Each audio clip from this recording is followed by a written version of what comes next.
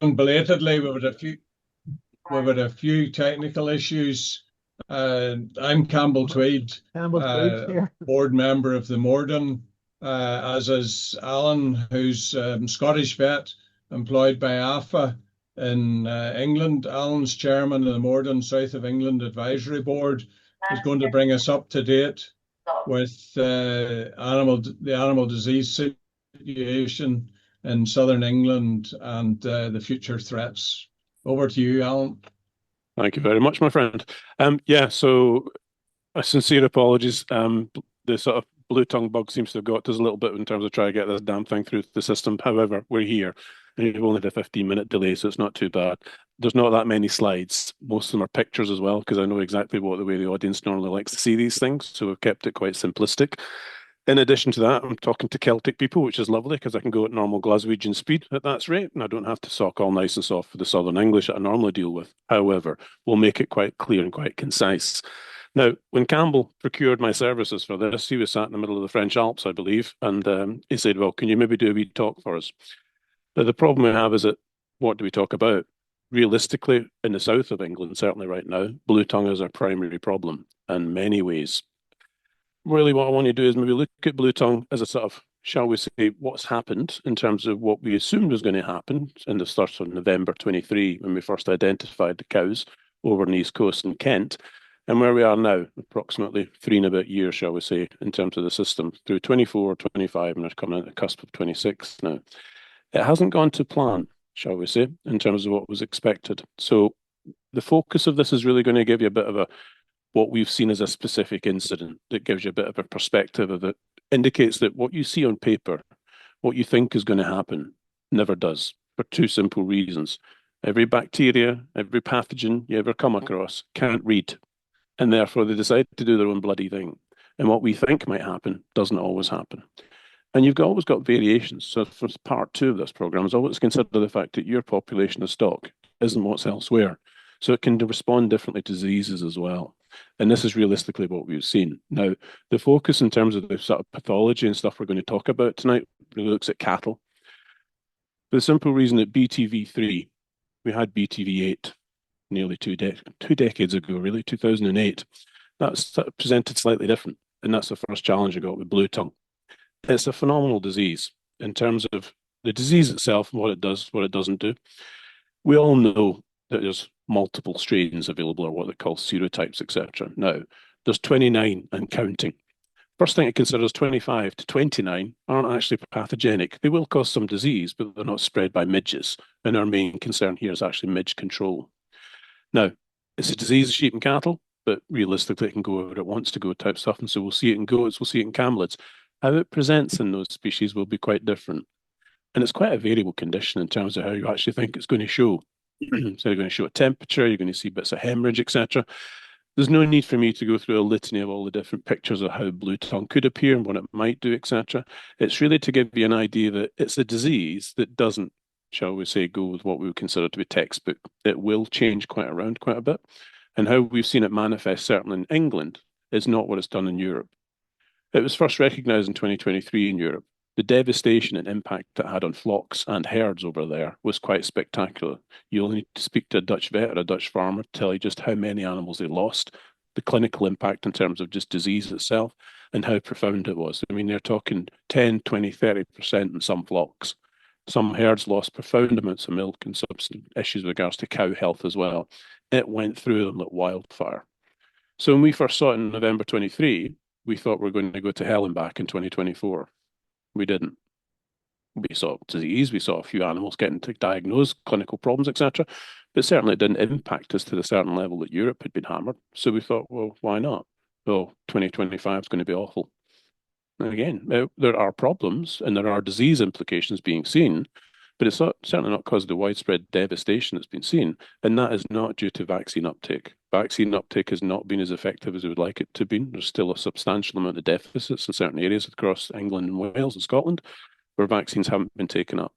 Now, as such, therefore, you have a substantial naive population. The reason why we started to put the control methods into place in terms of England to start with was basically to try and stop one of the two principal means of spread. Spread by midges. Good luck trying to kill a fly with a piece of paper. And if you're talking about 20,000 midges in a group, you're never going to get them. So at the end of the day, insect spread was going to happen inevitably. There's no way we could realistically think we're going to make an impact on that. It's the other spread. It's the jumps. It's not the creeping of the virus through mosquitoes and through sort of culicoides, midges. It's when you move a heavily infected animal, which is shedding virus in thousands of molecules, it's teeming with it, and you move it a couple of 100 miles because it's got the right price, or because it was a good deal, or because you needed some extra stock. Those were the ones we wanted to stop. So that's where the restrictions were put in place. I accept they made substantive impacts on local levels in terms of trade, in terms of market values. It had a horrendous effect on people, certainly in the southeast of England. We knew that. And it made substantive changes to them over the time. But with that creep that was unavoidable, we knew it was going to change at some point. And so we eventually came to a point where we just said, you know what, July 25, it's clear we can't actually stop it anymore. It's going everywhere. Realistically, the whole of England just has become basically a restricted zone. So in terms of actually how it went, this is where we started off with. All the little red dots tell you what's going on in terms of those are positive situations. But you can see where that barrier was put into place. And that was a creeping barrier. We kept on expanding the number of regions that were under restriction and counties that were under restriction. The actions that were taken were quite extreme, because in the first couple of cases, when you found a positive animal in a county, it was euthanized, put to sleep to try and minimize the spread. I think with all things, hindsight's a wonderful thing. And how effective that was, I don't think it was, to be quite honest with you. I think at the end of the day, you're putting one fire out, but there's another 4 or 5 next to you. So you do what you can. But that creep was still an unavoidable consequence. That was pretty much looking at the 24 into 25. So we moved the goalposts in 25 and said, look, the whole of England just becomes a free zone, shall we say, in terms of movement, because we knew we were not going to make much of an impact. You then go to where we are now. Now, that sort of purple overview in terms of cattle density. So you can see where the hotspots are for cattle. And these red zones clearly indicate the spread. It's gone all over to the southwest. It's going through us in terms of quite a substantial number of impacts in terms of losses. And it's creeping into Wales. And as you well know, it's coming across the way. Now, in terms of the creep, that's midges been moving themselves. We know that happens. But there's also plumes due to air movements, etc. as well, because it came across the channel. Now, I accept the narrowest bit of the channel is not quite as problematic in terms of what we have with the Irish Sea, but you know it's there now in terms of numbers. It's going to arrive. Now, what you'll see over the next couple of years will probably mirror what we've seen in the England area and certainly into the Welsh area. Scotland still seems to be quite favourable. Cold weather actually does have its benefits in some ways. But in terms of what we've actually seen, it's coming. And at the end of the day, it doesn't matter how wet you think it is and how intolerable the environment is and how bloody cold it was this morning, these midges will maintain themselves and you will see a gradual problem. Now, if you're fortuitous as we have been, you won't see the predicted impacts that we had in sheep when we first identified it, as I say, in 2023. We were expecting all sorts of problems. We've not seen that. There have been impacts in herds. Some animals have been lost. Some animals have been quite poorly. There has been substantial impact in certain locations, but it's not been as widespread. Now, that might be geographical. It might be the type of animal. We haven't really got that far in terms of interrogating it. To some extent, we're too busy counting our blessings that it's not been as bad as we thought it was. However, that's changing. 2 reasons. We thought we were doing all right, and we thought we'd keep up to date with our farmers. And when we actually had a bit of a notion to say, actually, you know what? Beginning of 2025, we actually see a lot more stillbirths. Calves maybe a bit weak, not doing so well. What's going on? And that was actually quite proportional. I mean, this is in the southeast, we're looking at these. So basically, these guys had been sitting in the Bluetongue environment for approximately 11, 12, 13 months by this stage type stuff. But in terms of the cycle, those cows had obviously gone through a full cycle. They'd gotten calf. There had been a few niggles in terms of maybe saying reproductive performance wasn't quite as good, but they were getting calves coming out. And they're thinking, well, what else could be going? These calves were really struggling in terms of when you get them out. So we had a couple of meetings, had a few practitioners say, yep, we're seeing these problems. That's nothing to do with other issues. The calves are coming out okay. There's no sort of problem with actual delivery. It's not been pinched. It's not tight, but we're seeing other things. We actually started the sort of back end in 24. Maybe we had poor scanning rates. Maybe the bulls aren't doing quite as well. We've maybe done a few bull fertility tests and assessments. Semen quality is not as good as it was.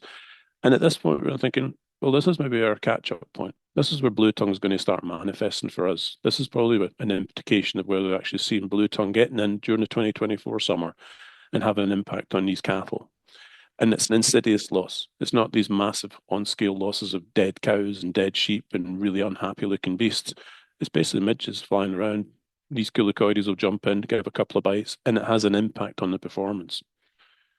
So we then went on to say, okay, well, what do we do next? Well, late January, let's have a chat with some of the vets. Let's have a look at actually what's going on with the fertility aspects. And certainly there was impact data that indicates there was a reduction in fertility. But the calves were interesting as well. So we got them in. Now, these come into Bury St Edmunds in terms of the local distribution or post-mortem services. We have a fairly good centre down at Bury St Edmunds, which covers up most of the southeast. So they got them in and had a look. And you're going to see the images from these subsequently, which will demonstrate how catastrophic this problem is in terms of cattle. We haven't seen it in the 24 to 25 season for sheep. And so far, touchwood, 25 through to 26, we've not seen substantial numbers. And the sheep seem to have been good. Numbers overall seem to be quite productive. So no one's actually screaming loud saying, my numbers are awful, my top results are awful, I've had really poor scanning rates. Again, you're always going to get some individual situations where that's not always the case. But overall, we've not actually seen that issue. So again, is it geography, is it demographics, is it sheep breeds? We don't know. But certainly in cattle, they've not been spared, shall we say. So we are seeing problems with them. So we had another couple of practitioner meetings to discuss it and then progress with it. Now, to some extent, that's the case of getting other people involved. That's the case of looking at people at AHDB. Now, for those of you who want to look for any information, and certainly because this is going to be recorded, there will be emails and sort of addresses on there. AHDB have done a phenomenal amount of work. There's a lot of webinars online that can be tapped into for advice and guidance. And it just gives you robust discussion and dialogue. Also, farmers' experiences, what they've found, what they've not found works, etc. So again, those are all tools that are out there for people to use if they feel they, shall we say, they want to know more. And at the end of the day, being prepared is going to be key. The histories were consistent. At the end of the day, these were the sort of findings they were coming up with. Poor scanning rates, abortions, stillbirths. Now, the abortions weren't always that as evident. It was more sort of late term, at which point thinking, well, could have just been knocked, was it getting ready to calve anyway? But the stillbirths and weak-born calves, these weren't off heifers that had made no effort. These were off adult cows. And then there was actually some cows seemed to be more, groups of cows, family lines seemed to be more affected than others. And you're thinking, well, is that a bull effect or is that something related to them? And then you're down to the aspects of why do certain people get asthma and others don't? Why is that a familial thing? Why does it hand down? Do these animals have more susceptibility? Is it related to the virus getting in there easier? Is it related to the fact they've got a thinner hide? Who knows? But again, there was that aspect. You could determine certain lines of cows that were a bit more susceptible to it. When it came down to it, the numbers that were coming from these units were horrendous. I mean, you're talking about 50% producing viable calves. That's not what happens on beef herds. You know that. They should be a lot more effective than that. The calves that were coming out were all bumped, put to sleep under about a week of age because they were non-viable. They weren't doing what they meant to do. They're not running around skipping and being happy, jolly little cats. They were awful. And you'll see in a minute in terms of some of the videos on this as to just how much of a challenge these folks were actually facing. Only one of those herds described anything that could actually be extrapolated as being BTV type 3 infection. One. So it is a very, very silent condition. As such, your ability to try and detect it is challenging at best. Your ability to control it, well, that relies on other means. It doesn't rely on you spotting it because by the time you spotted it, it's too late at that point. So we need to be ahead of this one, shall we say, in many ways. And these are the dummy calves. Now, I get it, you know, a dummy calf, it's just a calf that's a bit slow to suck. But these guys were quite striking. It was obviously the head that was a problem. They weren't weak at the back end per se, although some of them did have a funny walk. Now, that's explained by other reasons. But when you looked at these little people, they were circling. They were blind. And I mean, genuinely blind. It wasn't a case of having a little bit of pus in the eye and maybe not a bit slow. They were blind. They were head pressing. Now, these are all sort of conditions that you're normally thinking of lead poisoning or something like this, but they were dull. I mean, they were really dull. You're talking about Limmies and Beltexes and Belgian Blues and sort of like Solaires. Should be the creme de la creme, shall we say, of problematic children when it comes to actually handling. And there was no ability to do anything with these calves at all. You could just walk up to them and they were totally disinterested. They were wobbly at the back end as well. So when it came to the back end, they had difficulty standing. They were weak, wide-based stance. Now, that's not the fact that there was something wrong with their muscles or their legs. That's all upstairs. That's a lack of brain capacity to actually allow you to function properly. And when you watch them walk, which we'll show you in a little bit in terms of hopefully the videos will work, but it indicates quite clearly you've got challenges with these calves. Now, when we examined them, and I do mean in terms of examining them, this is a post-mortem, remember, where we basically, if you see a decent post-mortem, you know there's virtually nothing left of the carcass. At the end of the day, it should be dismantled comprehensively. They all had porencephaly and hydroencephaly. Now, those are very fancy anatomical terms. It basically means there's virtually no brain left. It's a bag of fluid. Now, that basically indicates that something's got in at a very early stage and effectively damaged the nerve cells. So the nerve cells don't grow. But the other support mechanisms do. So the fluid still builds up in terms of the normal fluid you have in your brain to make sure all the channels work, etc. So they basically just become bags of fluid. The interesting thing is, and I'll show you in a second in one of the videos, the catastrophic damage that happens in these calves, they're still born alive. They're still functional. We know obviously they've got no suck reflex, so they're not viable. But in terms of ability to get through the whole process of 9 months, when you've fed it, you've vaccinated it, you've mineral bowls, you've done everything to that damn thing, you've fed it all the forage you've taken forever to collect, and you still get nothing from it because you've got a dead calf at the end because the calf's no longer viable. These are the things that Bluetongue have a major impact on, and these are the things we need people to be very conscious of. As I say, when it comes to this virus, you're then thinking, well, Bluetongue's obviously an option. Would it potentially be bovine viral diarrhea? There's all sorts of potential issues. But in terms of what we want to look at, we were very focused on this one, very, very likely to be BTV, given the numbers, given the herd histories that everyone else had been quite healthy and well up until the past year or so, shall we say, when BTV had arrived. Hydroencephaly, as I say, these are fancy terms, but again, you can always want to look at these in your own leisure. But as I say, you will have the pictures in a minute to actually show you just how catastrophic these lesions actually are. The minute we saw these, they have to be notified as a suspect notifiable. So DEFRA come in. Now, I would have to say that over the past year, there's been a substantive level of exhaustion with regards to this, that once we find one positive on a herd, that's it. The herd's just known to be positive. And if you get any further suspects, so be it. What do you want us to do? So it's, shall we say, downscaled it a little bit. When you go to Europe, they have a slightly different approach as well. Some of them have actually not saying, well, actually, we no longer want to try and make this notifiable and make it reportable, but not notifiable. So it maybe adjusts our sort of level of response and also level of trade impact as well. So there's a number of different factors involved with this. So the UK, certainly with regards to England, Wales, and Scotland, what it's doing is probably a fairly consistent approach. But then you go to the devolved governments, welcome to the challenges that are therein. At the end of the day, we see different policies applied by Wales, different policies applied by Scotland, and I'm sure you can have the same Stormont as well. So everyone's going to go different ways with it, and Dublin will be the same. So it is a case of making sure that whatever policy you go with, just make sure it makes sense, shall we say. Other PM findings. Certainly with regards to some of the calves, they had other problems going on, pneumonias, corneal ulceration. Now, they're all reflective of a calf that's not doing. Realistically, a bit of pneumonia in a calf with Irish suckler, it's because you've tubed it because it's not doing very well and it's inhaled it because it's not very functional. With corneal ulcers, that's because it's blind and can't see where the hell it's going, so it's walking into fences and walls, etc., and damaging its eye. And you think, it's just not fun for that calf, and it really isn't. One of them had a slightly short jaw.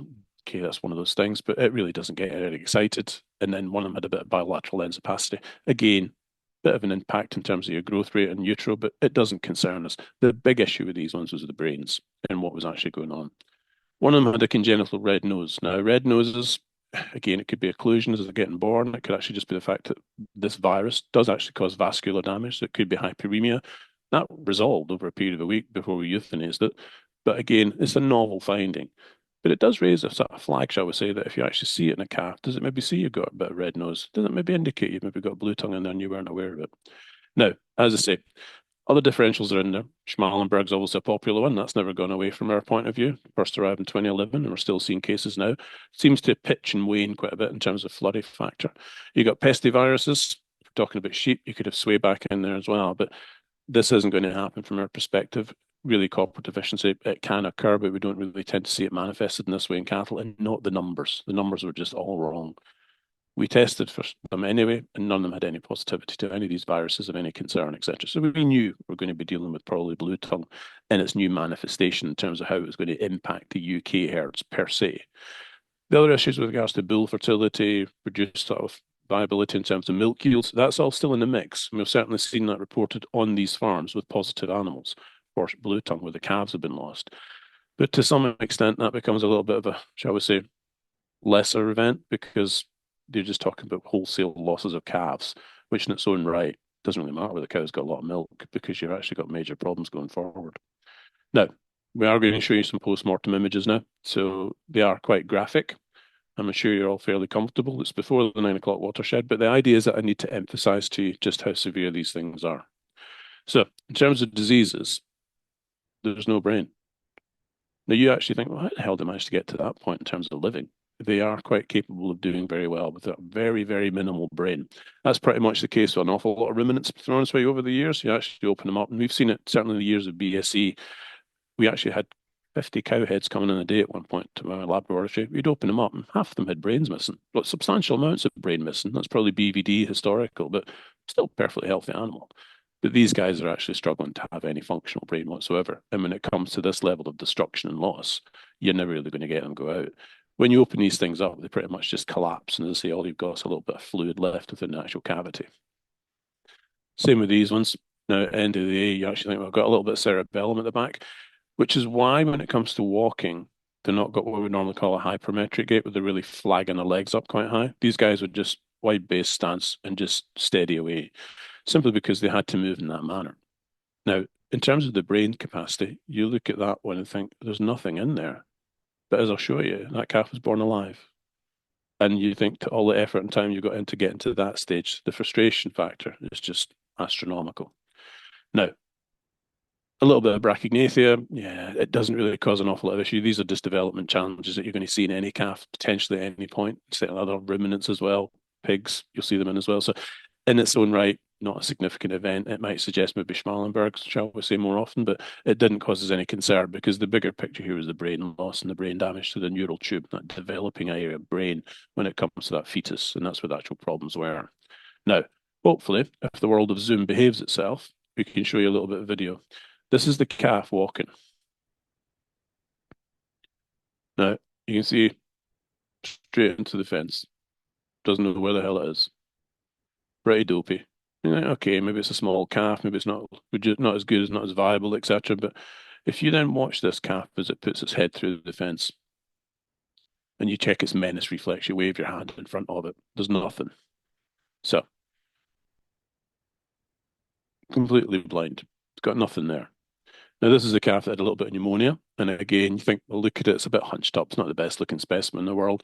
Maybe it is going to struggle a little bit. It's got corneal opacity, but then as you've just seen it walk into a wall, that doesn't come as any great surprise. The more structured, and so I would say staggering one, is the fact that you get the red noses. Again, we wouldn't worry about it because you can see in terms of a week's time that disappeared off. So we weren't too worried about this. This is more dramatic. Now, again, this is quite graphic. Now, what I would say is that this was done on farm.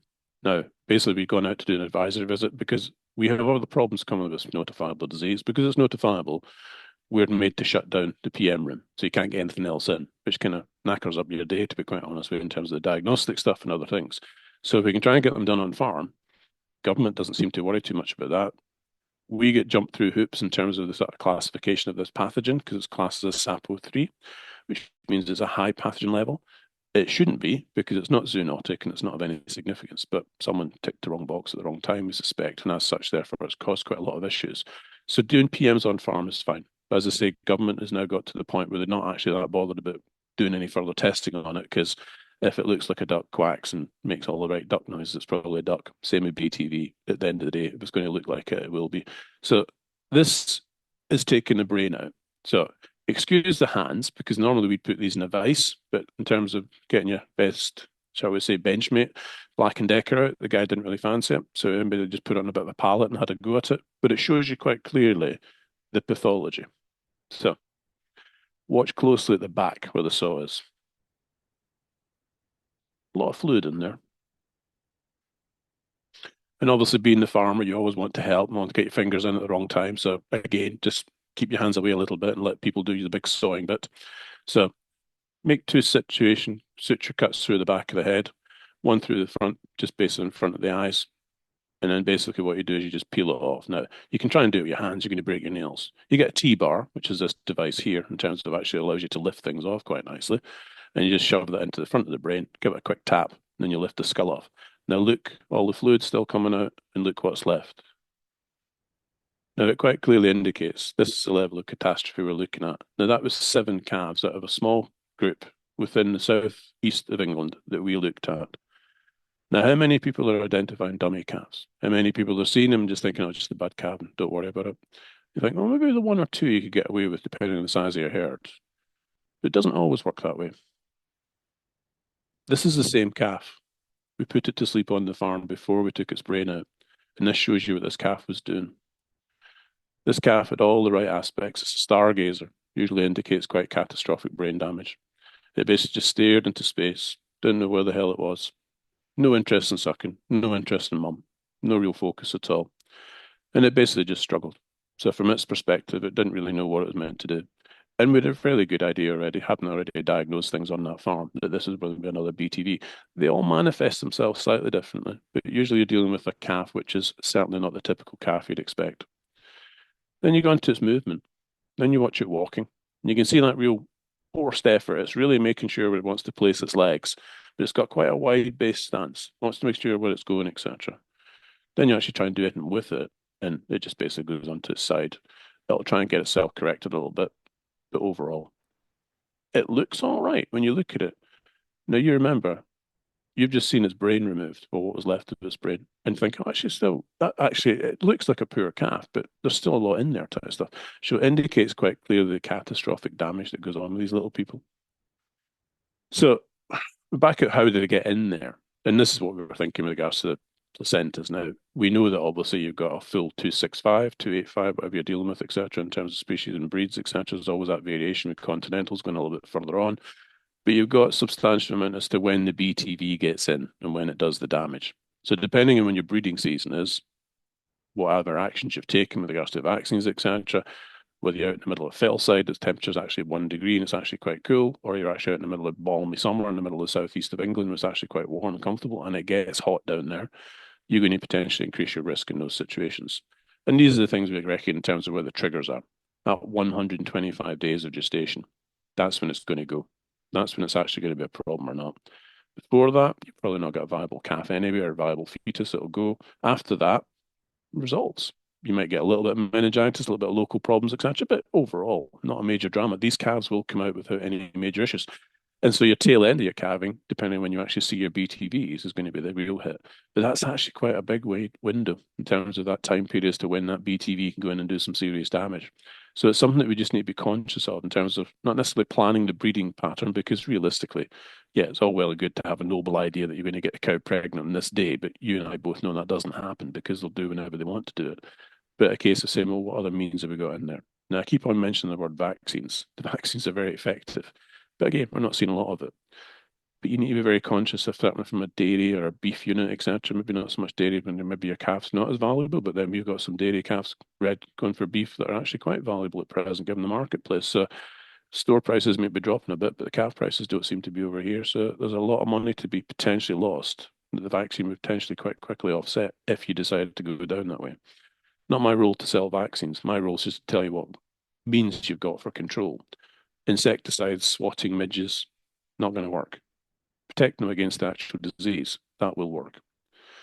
So other aspects of what we're looking at, these dummy calves, it's only, as I say, one animal in that herd actually showed out of 6 that was actually showing symptoms of BTV. Everyone else is not. And it's that 50%. Now that 50% might seem like quite a random figure. We've currently got a dairy farmer who has had 30 abortions in the past 4 weeks. Every one of them BTV because he's a block calver. Now, I couldn't even think to start where you actually count up the costs in terms of what he's lost because he's got more to calve. So at the end of the day, Schmallenberg's similar in terms of Schmallenberg. Oh, it's going to be the Schmallenberg. If you got it on your farm, it was devastating. And this is what we're seeing now, certainly the BTV. The BTV is creeped. It's everywhere now in the English area, and probably a lot higher in Wales than what we realise, and probably maybe a bit more in Scotland. But in terms of actually the disease impact, it's the undercurrent, it's the understated aspect of it. And we're only beginning to see these now in 2025 when we saw it. But this has been repeated again in 2026 to a larger extent. So it's a case of saying with these diseases, if you don't see wholesale massive losses and death, there's always this, shall we say, sluggish response to do anything about it. We can quite clearly demonstrate now, certainly in the cattle population, that action needs to be taken now, and hence why we're talking to yourselves. The sheep, again, we would always advocate to look, sheep are a component to this. We've seen losses in sheep. We haven't seen the wholesale losses that we saw in Europe with it. But that doesn't mean if you've got a substantial pedigree flock or prize animals, you don't want to run the risk that they do get BTV, because there's 4 or 5 cattle herds down the road that are pumping out virus left, right, and centre, and all of a sudden you get it. So it's something to consider. If there's a mechanism to protect, I would use it. But I'm not the person that's got to put a hand in the pocket to buy the vaccine. But I'd certainly not be the one to be the person that's got to put in hand in the pocket to be the knacker man at the end of the day to pick up an awful lot of stock that's fallen down or calves that haven't got to where I want them to be. The bull aspect's certainly relevant as well. We have seen obviously impacts on the bull. They're there, they're not undeniable from that point of view. There's also the potential of it can actually sit in semen. Again, yeah, we think it can. So fever in the bull is going to knock him out for 2 months as it is anyway. So we know that's a problem from that perspective. But at the end of the day, we still suspect strongly that probably the semen will be able to sort of maintain a virus at least for a period of time. So that way then potentially infect cows and you've got those ongoing issues, etc. So we know at the end of the day, any bull impact's always going to have a substantial amount of fertility. But if the bull's done his job and all of a sudden the BTV exposure comes within that sort of 2 to 3 months gestation, you're going to still see wholesale losses. So it's the case of saying your bull might go past the system, but the cow certainly won't. So there will be a risk period at some point that needs to be addressed. So the dummy calf thing, we know at the end of the day, there are going to be other potential issues there, but these guys have nothing left. There is no value for these calves because they can't function as they are. And realistically, from that point of view, there's substantive welfare implications and all the rest of it. But the whole idea is if it's showing quite catastrophic brain issues in terms of the clinical presentation, then you need to cut your losses and say enough's enough. And that's what we've been advising people to do. And for some, that's been quite hard because the number they've actually had are substantial. For some, it's not been an issue because the calf's not been viable. The calf hasn't actually managed to get out alive.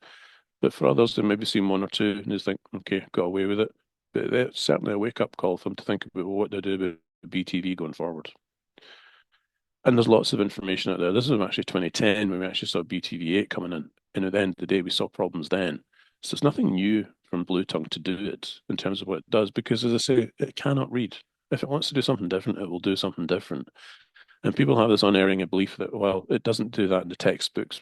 Textbooks are historical pieces of data. They're not relevant anymore from that perspective. So you need to be fairly dynamic and understand that it can do something different. This is a neurotropic virus. If it wants to go into the brain system, it will go into the brain system. If you're big and adult and you've got a good immune system, you're fine. But if you're carrying a fetus, you're vulnerable because whilst you're mounting an immune system, a response to it, I should say, that virus is going to go wherever it wants. And if there's a calf in there, it will do it. Now, it should do the same for a lamb, but we've not seen it in sheep. Now, that doesn't mean it's not going to manifest itself at some point, but by making sure we're doing good examinations and good clinical pathology assessments of them, we'll keep an eye on it. But we seem to be fortuitous right now. So again, we're not sure what the reason is to why it's not appeared with such devastating levels in our sheep flock. However, we're conscious that, well, just because it didn't doesn't mean it won't. So we keep an eye out for it. And some people have gone down the line of vaccination for the sheep. At the end of the day, it's a protective mechanism. As I say, for many reasons, people do it. And at the end of the day, it's our choice. There's a lot of resources out there. Now, I've put 3 links on this slide set, and as I say, it has been recorded, so there's lots of material to go back to, but I would certainly advocate the AHDB site. Pirbright's quite scientific, so again, you can go there, but there's a lot of stuff on gov.uk. If you go into gov.uk, it gives you all sorts of maps as well to tell you where it is when it isn't, but a map, again, is that's where it's been found. Doesn't mean it's not necessarily where it actually is, because unless you're testing for it, you won't know. But the HDB website, in terms of Battle Bluetongue, sort of like the jab movement, that's been very effective at making sure people have got the right communications. They're electronics, they're online, they're accessible for all. So again, use these sites to look at in terms of get yourself some information and some up-to-date guidance as to what's best to do, what's not best to do, who's found this good vaccine, who's not found that vaccine useful, who's done this in terms of trying to reduce midge activity in their buildings. There's all sorts of stuff out there, but it's a useful resource to look at in terms of guidance for other things. However, the beyond was something we wanted to discuss as well. Now, the first thing is there's other BTV serotypes out there that you need to be conscious of. We found a few. BTV12, BTV5, BTV8, BTV4. Europe is a never-ending source for us, really, in terms of what it can give us. So they continually find other problems, etc. How they manifest in terms of disease is all out there. Now, there's a very good link in terms of the gov.uk called the International Disease Monitoring Site. That'll tell you what's going on out there, who's found what and where. And that's useful for all these other nasty things I've listed here as well, because as a vet and as someone who's involved in a government-based level of sort of the response, I'm very conscious that Bluetongue is not the only problem that could arrive on our shores. It's here. It's vector-borne, which basically means how do you actually control it from that basis? So from our point of view, we say, well, actually, I'd like to try and control something, but I can't really control vectors. But what else is coming? Well, EHD, epizootic hemorrhagic disease, again, cattle, deer, two primary species we're interested in. Lumpy skin, major issue. Foot and mouth. Now, I lived through 2001. I don't want to see it again, but we had recent cases in Europe. And as I show you in the next couple of slides, they were different. So where the hell did they come from? Europe's getting smaller. The SPS agreement that's coming, certainly from the point of view of the UK aspect, is to try and open up the borders again. Now, it might not come into place for another year or so until they've actually worked out the fine-tuning of it. But again, there's concern certainly within the veterinary industry as to what potential implications that could have in terms of whether we'll, shall we say, lighten examinations, lighten requirements. We're striving not to, from the point of view, Cattle Vet Association, Sheep Vet Association, every other association you can think of. But we need to be conscious of it. Then you get the general ignorance of the general public. They don't understand these things. They're not aware. So they'll bring back products on a regular basis. They'll probably bring them in illegally if they can because they don't have to dispose of them because they spent a lot of good money when they bought them because euros aren't cheap. So there's lots of potential material that could provide this. I've not put African swine fever on there for the reason that this is more of a ruminant-driven program. But realistically, African swine fever is the one we're most frightened of in terms of arriving because we've got so many pigs outdoors, all in the southeast, all next to the ferry ports. And if someone decides they don't like a sandwich and chuck it across the fence, pig's going to find it and they'll get wholesale problems at that point. The other one that's probably a little bit in the background is high path avian influenza. Now, moo flu has been seen in America on a large scale. We've just found a cow in Holland that was positive for flu. On antibody, not virus, but it's seen it and it's converted its body to actually respond to it. So it's seen it. We had a sheep in Yorkshire that was positive for flu because they had an avian influenza outbreak. So it's mammalian can jump. There's adaptations going on there. So we just need to be very aware that these diseases will potentially arrive and just being conscious that they're out there is the first step. But we've also been aware of what we potentially do about notifying people, another key measure. So what's the EHD? Well, it's a fairly well-established disease. It's viral, again, transmitted by, fun enough, culicoides, the midge that keeps on giving, basically. And that map in the bottom corner there quite clearly indicates where it's been seen.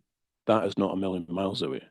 And you look at the deer populations that we've got rampaging through, certainly southern England and various other places, they're not getting any less. And no one's looking at wildlife and the numbers to actually get an idea whether EHD arrived. Extensive hemorrhages, a little bit similar to BTV. So the problem is if you become a bit, it's BTV, who cares? What other things might you be missing? Same with foot and mouth. Foot and mouth can cause fairly benign signs, certainly in sheep. You think, oh, it's a bit ulcerated, we've got red toes. It could be. And it's a case of making sure we don't become, shall we say, too disengaged with the whole process that a notifiable disease becomes a bit of a non-event. Because for those of us who live through it, foot and mouth is not a non-event. And if that gets in, we've got a much bigger problem. So it's still important to make sure that people are engaged to report them and don't become, shall we say, a little bit disinterested or become dismissive of it. Because if that is the situation we find ourselves in, there's all sorts of problems there. Deer tend to fall over quite rapidly with this disease. Cattle are affected and quite profoundly in some situations, but it is a case of saying, well, could it be, might it be? And that's where we want people to raise a flag. Then you get lumpy skin disease. Now, we've seen quite a few of these negated in sort of our area, the woods, shall we say, over the past couple of years, because they're bites, they're allergic reactions, all sorts, etc. That's fine, but you still need to make sure we're not seeing the first one. That's the Chi laboratory that found foot and mouth in 2000, and thinking, well, that can't be foot and mouth. If you're asking the question, it means you've got to be thinking about it. So therefore, maybe make the phone call. Funnily enough, it was. So again, we need to make sure vets, farmers, everybody involved, and involved direct livestock handling, etc., has an awareness of what notifiable diseases look like and are conscious of the fact that they have a responsibility to phone, because if it's not, if it's negated, don't care. 100 cases negated, fantastic. Shows the system's working and it means you're looking. But the one case that's ignored and missed, that could be wholesale problems. Now, these are vector-borne. A little bit of Bluetongue, a little bit of LSD, EHD, they're much slower than a primary virus such as foot and mouth. That goes hell for leather in terms of spread. We know that. But from the point of view of these diseases, they're still substantive in terms of losses, impact, health, welfare, and at the end of the day, it alters our trading status and everything else. So we do need to make sure we're aware of what's going on out there and how they might present. Again, nothing's textbook, so it's a case of if you think about it or your vet thinks about it, pick up the phone. Don't care. If you get it negated, great. Means something else. Get a diagnosis established, job done. But LSD is not far away. And everybody's back in Europe. COVID's a long distant memory. People are traveling backwards and forwards for holidays, and they're doing all sorts of activities when on these holidays. They're going walking and doing all sorts. You've no idea what they're traipsing through and what they could potentially bring back. So just to be conscious of these diseases. Whilst we say they're vector borne, you can also get indirect contact. You can get fomites and various other things. So just something to be conscious of. Foot and mouth, I don't need to emphasize. It's a horrendous disease. But this is where we were in terms of Europe over the last year. It appeared in 2025 in two different locations, albeit one of them actually expanded into two different countries. They were different. The Hungary-Slovakia version was different from the one that was found in Germany, in bison or buffalo, water buffalo it was. So, and it was long-standing, that buffalo one. It'd been there for quite a bit and just basically been not seen or not viewed. Yet we see people rewilding left, right, and centre. And I don't think anyone goes up to buffalo on a regular basis, and certainly not bison, to go and examine them. So we need to be aware these things can potentially move around.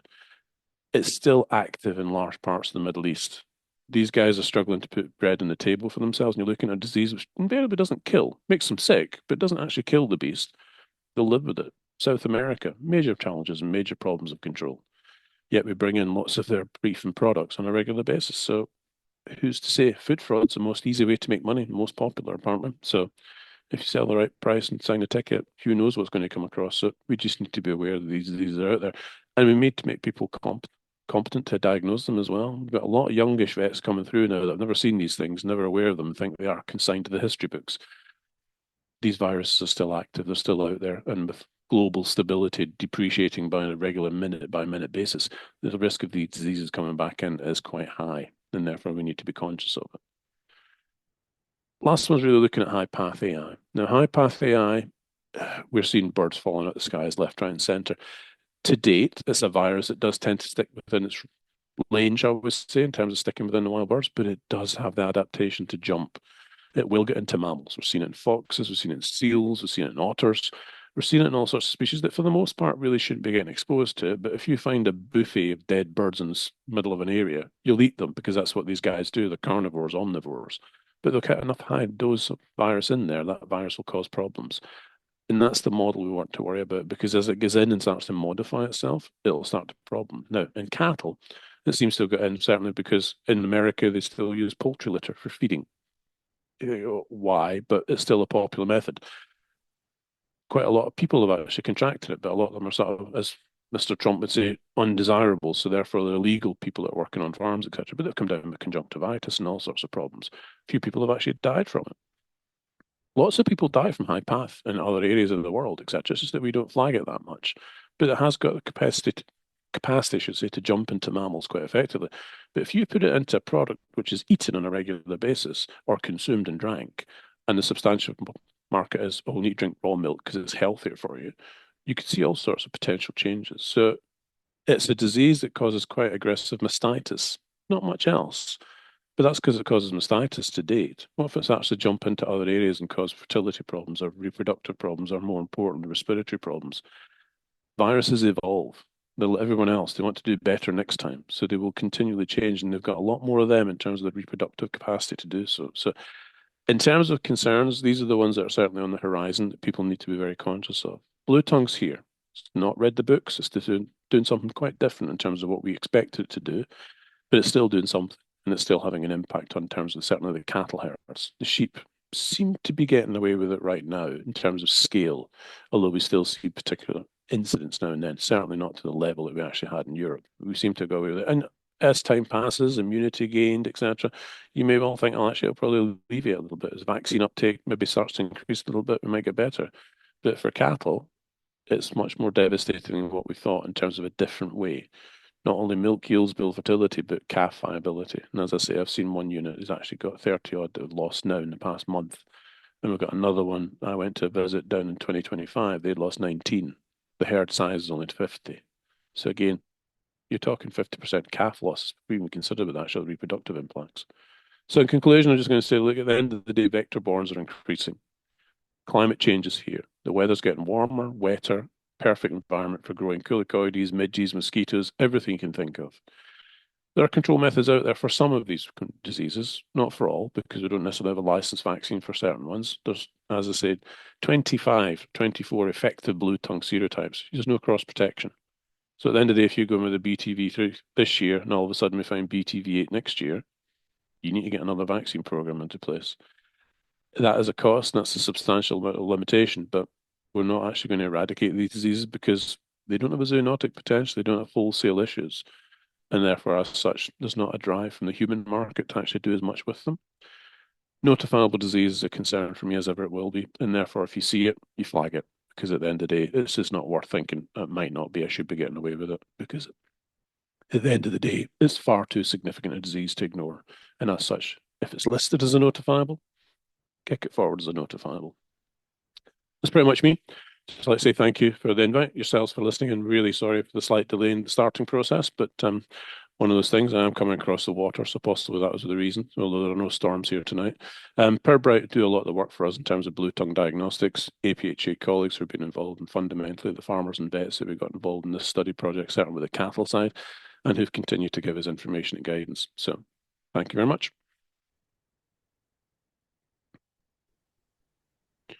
All right. Thank you very much, Alan. Very much appreciate sharing your knowledge and your experience with us. We have a couple of questions. So one from the chat there, which is from Sam. 3 weeks off calving. Should I vaccinate now or wait till afterwards? I would probably say you're too late now. So if there's going to be a problem, there's a problem. So you better wait until actually the breeding cycle. But again, always contact your vet because it will depend on the vaccine they're using. These vaccines will have different guidance and instructions, etc. But yeah, I think if you're ready to go now, you're probably whatever's going to be in there is going to be in there. So I'd wait and then go forward with it subsequent before the breeding cycle starts again. Okay, thank you. So just if anybody wants to ask Anne questions, drop it in the chat and we'll endeavour to get to it. Another one from another member. Clostridial vaccinations and BTV vaccinations, are there any interactions? Can they be given at the same time or should they be given at different times? The advice of many manufacturers always don't give them at the same time. They won't work, etc. There's potential risks, etc. I think if you've got hold of Clostridial vaccine, that's your first bonus. Well done with that because we've found quite a few problems, etc. over the time.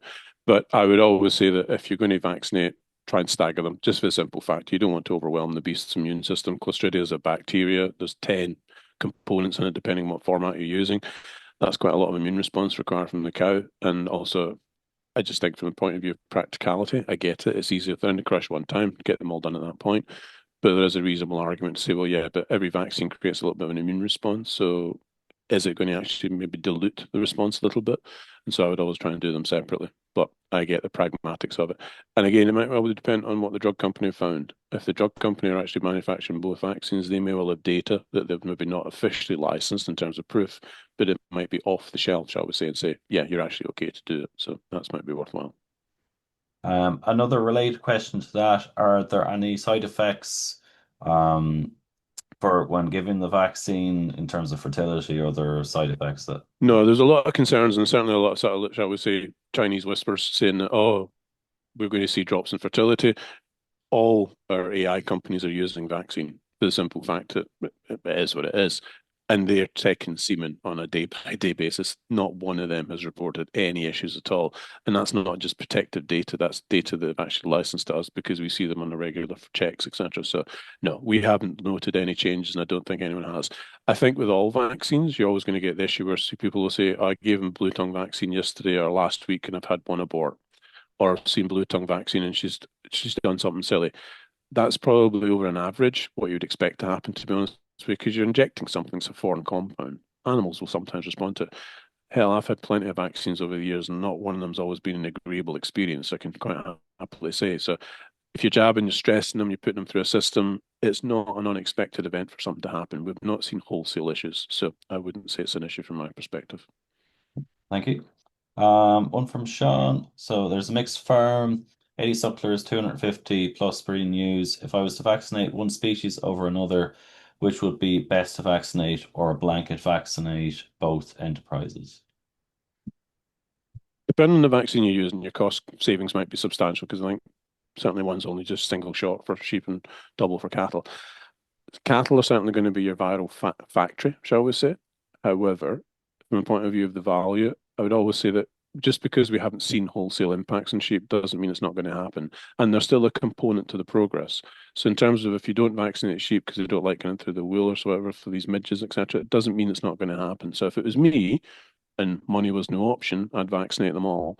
If money was an option, I thought, well, who am I going to want to protect the most? It would be the cattle. But I would advocate every susceptible species on that farm should be vaccinated as a means to limit the overall spread of disease. However, the world is the world and the bank managers are the bank managers as to what they're willing to pay and what you can't. Okay, next question from Kieran. Is it a reasonable idea to just vaccinate mature or breeding partner flock herd as a priority? Yeah, I think if you're going to look at anybody, you've got to look at the fertility, sort of reproductive impacts being the most substantive that we've seen. We've not seen the wholesale impacts that we've seen in lambs or calves that they've seen in Europe. There does seem to be variable susceptibility in age groups, which you would always expect. But if you're looking at what our current experience is, I would say we want to get a firewall put in somewhere, put it in for the adults, etc. Great. And one from Paul. He's just wondering when is the best time to use the vaccination in relation to the health plan for a spring calving herd. Um, they're doing for lepto, BVD, plus salmonella Dublin in autumn. I guess they're just trying to figure out when it would fit into their health program. Yeah, again, looking at the data we've got from the gestational risk period, you want to be vaccinating them long before that gestational risk. So realistically, when they're not pregnant, which is always a perfect model if you can do it, but that would be the ideal process to use at that point. Another question in terms of risk factors, is there a higher risk factor during housing period or when grazing, or does it matter? That's the argument that's always been made because realistically, you're talking about outside temperature as well.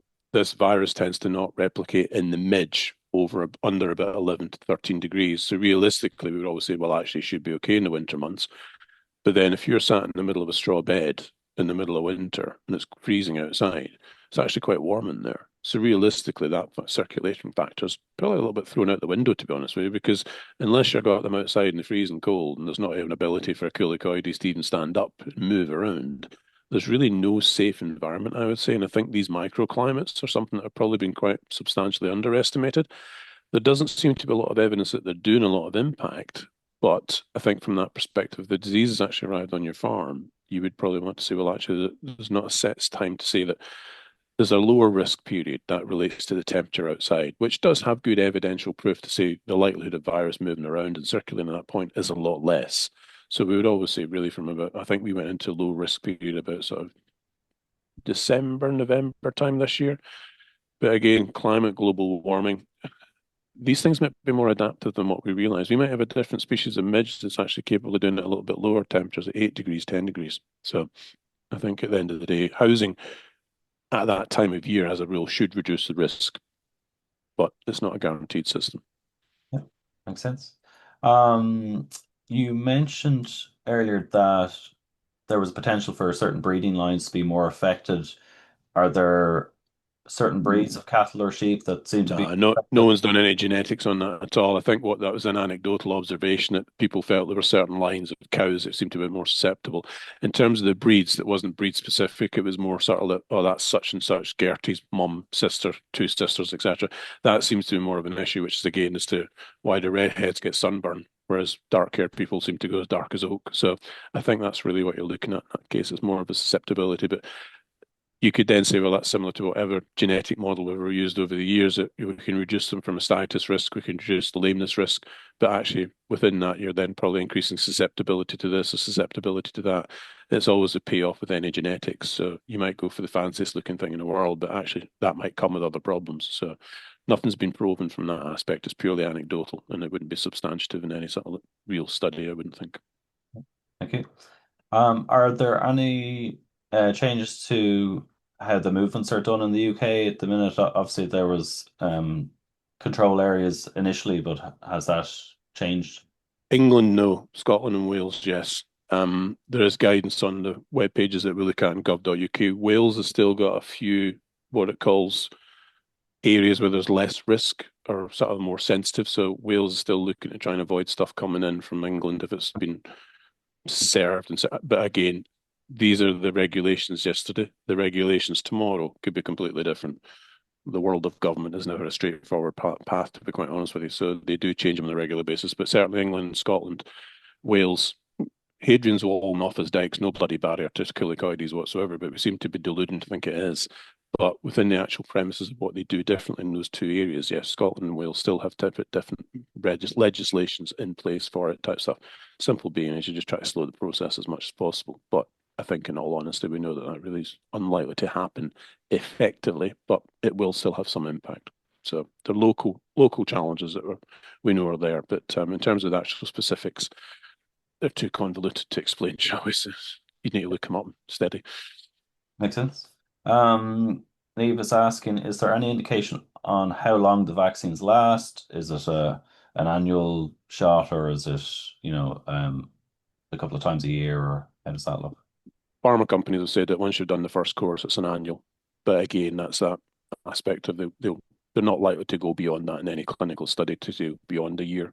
So most vaccines we would probably assume, if you've actually still got environmental exposure as well, a top-up factor, you could possibly argue that the vaccine should last a bit longer, but pharma company won't support that in terms of actual hard evidence. So it'll always be a year as a booster. Yeah. I think that kind of plays into the next question that John asked, just around the when to vaccinate before breeding. I think you touched on that before. Yeah. Preferably. Yeah, you're looking at your risk periods that first 2-3 months of gestation, certainly for cattle. So you really want to be covering them before that. And the minute you're going to think about putting a bull in, you may well have lost the time at that point. So get them vaccinated so they can respond in terms of the actual vaccine course that might need to be given, so they're fully covered before you actually then put a bull in and then run the risk. Great. I don't have any other questions at the moment. If folks have questions, get them in now. Otherwise, we'll wrap it up.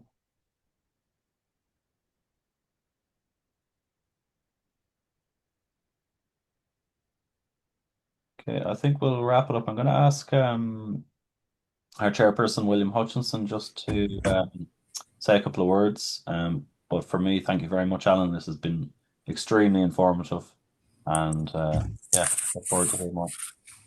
As long as no one's going to have nightmares, that's the most important thing. On behalf of Easy Care Sheep Ireland, I'd really like to thank you, Alan, very much for a very comprehensive talk on Bluetongue. As you know, we're just we've had Bluetongue diagnosed both north and south of the border in cattle, and so we're just coming along behind you, a year or two behind you. So it's very good to have the forewarning. So just on behalf of all of us, thank you so much for imparting your knowledge so generously. And I'd also like to thank Campbell for organising it. And I'm sure, Alan, the check will be in the post there from Campbell. Yeah, I'll wait with bated breath, my friend. I'll wait with bated breath. I think it'll be a pint next time we're at Moredun, but I think that's as far as we'll go. And as well as that, I just really like to thank Josh, whose wonderful technical skills brought the whole thing together tonight. So as usual, thank you very much, Josh, for your technical expertise. So thank you very much, everyone, and hopefully you all got as much out of it as I did.